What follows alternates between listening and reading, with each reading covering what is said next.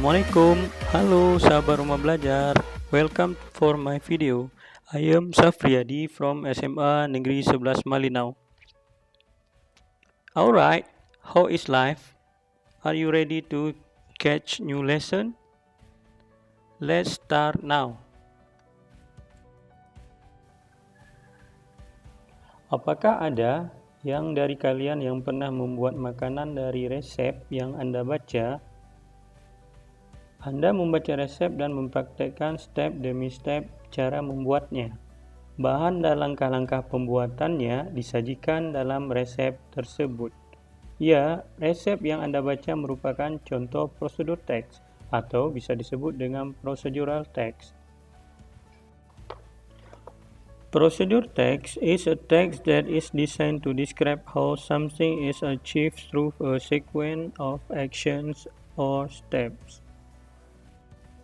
Prosedur teks adalah teks yang dirancang untuk menggambarkan bagaimana sesuatu dicapai melalui urutan tindakan atau langkah-langkah.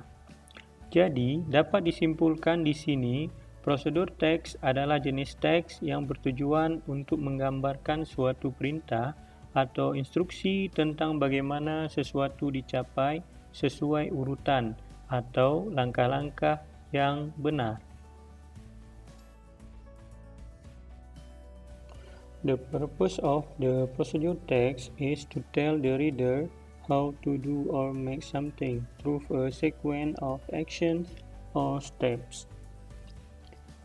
Tujuan sosial prosedur teks adalah untuk menunjukkan bagaimana sesuatu dilakukan melalui urutan langkah yang memungkinkan pembaca untuk mencapai tujuan. Ciri-ciri prosedur teks, language features. Menggunakan simple present tense,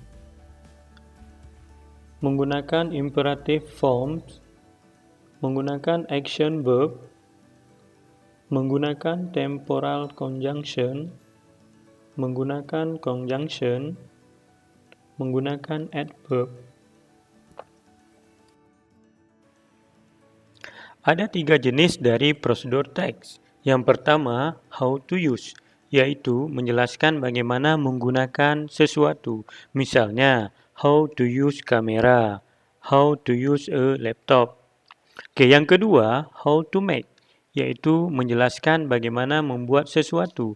Misalnya, how to make a noodle, how to make a fried rice. Dan yang ketiga, how to do, yaitu menjelaskan bagaimana melakukan sesuatu. Misalnya, how to be a good person, how to dance, atau how to live happily.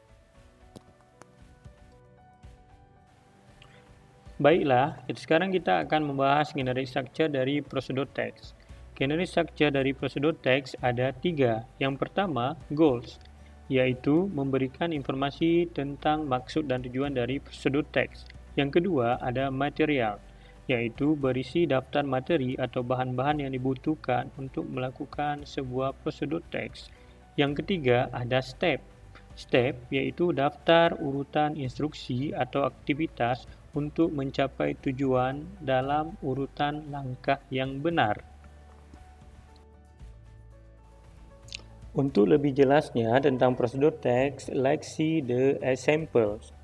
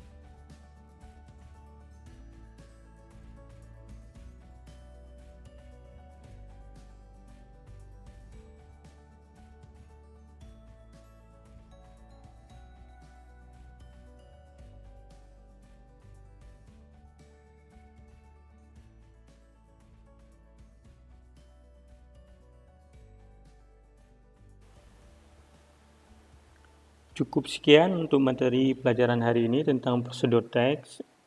Saya harap kalian dapat memahaminya. Okay, see you again on next video.